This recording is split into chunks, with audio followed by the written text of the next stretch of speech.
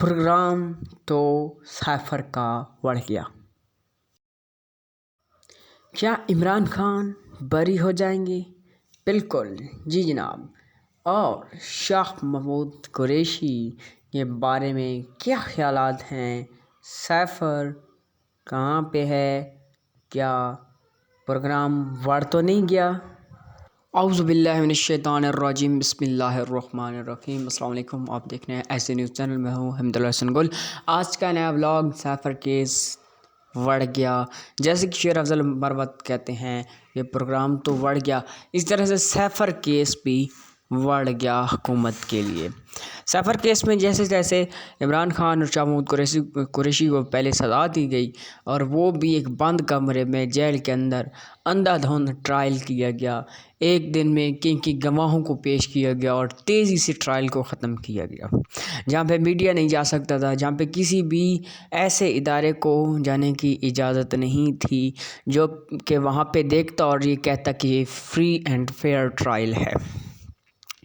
इसके बाद Islamabad high court में केस को दोबारा दायर किया गया और दोबारा से एग्जीक्यूट हुआ। दोबारा जब चला तो इमरान खान के वकील और शाह महमूद कुरैशी के वकील ने बड़े ज़बरदस्त तौर पर दलील दिए और ऐसा भी कहा जा सकता है कि केस का पलटा उलट किया, केस का सत्यानाश कर दिया, केस को जीत चुके हैं, केस को एक बिल्कुल वाज़ेह तौर पर जीत चुके हैं।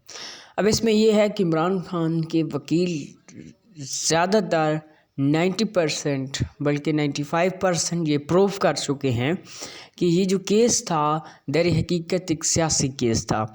और इस केस में जो हकीकत है कि अभी तक आपके पास कोई डॉक्यूमेंट्स है, कोई ऐसा केस नहीं चल सकता जिसमें सबूत किसी के ख़िलाफ़ ना हो लेकिन उसको सज़ा दे दी गई हो। ये भी पाकिस्तान की तारीख़ का पहला केस और अपनी नौइयत का एक अलग केस है और पाकिस्तान में ये पहली नौइयत का केस है जिसमें एक मुजरिम दो मुजरिमों को मुलज़िमों को मुजरिम बना दिया जाता है।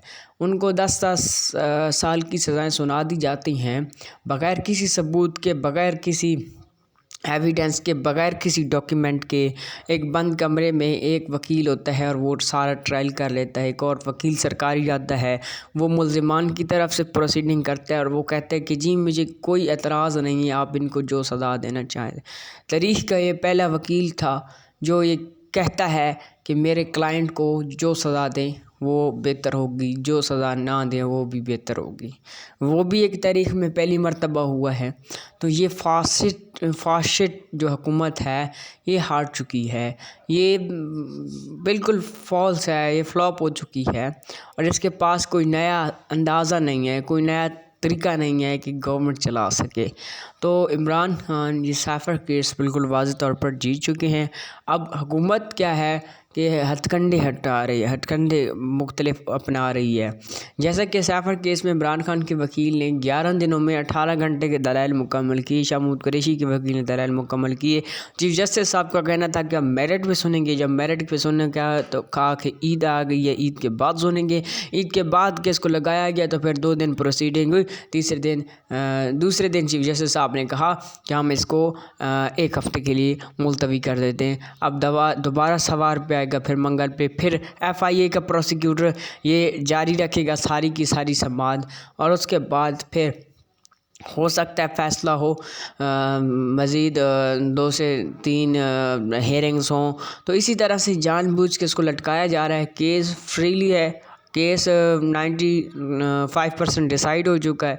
जैसे ट्रायल वो तो अल्लाह ही जानता है हमारी पाकिस्तानी अदालतों में कैसा निज़ाम होता है, कैसा सिस्टम होता है। रात और दिन दिन का फ़ैसला और होता है, रात का फ़ैसला और बदल जाता है। तो ये तो पाकिस्तान की तारीख़ में चलता आ रहा है। बहरहाल सैफर केस टाइम फिनिश है और ये केस मज़ीद आगे चलने के लायक नहीं है और इस केस से वाज़ेह होगा कि जो बर्बरियत थी, जो जुल्म व सितम था, वो अब नहीं रखा जा सकता।